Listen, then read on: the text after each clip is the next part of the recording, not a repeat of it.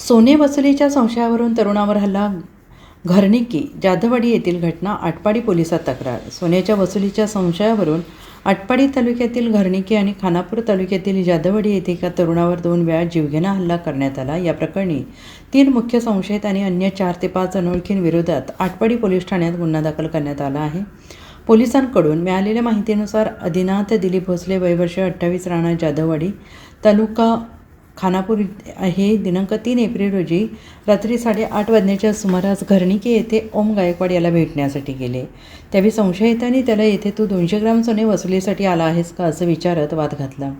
वादाचं रूपांतर हाणामारीत होऊन साहिल चव्हाण याने काठीने भोसले यांच्या डोक्यावर हल्ला करून त्यांना जखमी केले.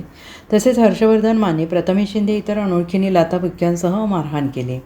या मारहाणीनंतर काही संशयितांनी भोसले यांना जबरदस्तीने गाडीत बसून जाधववाडी येथील त्यांच्या घरी नेऊन सोडले.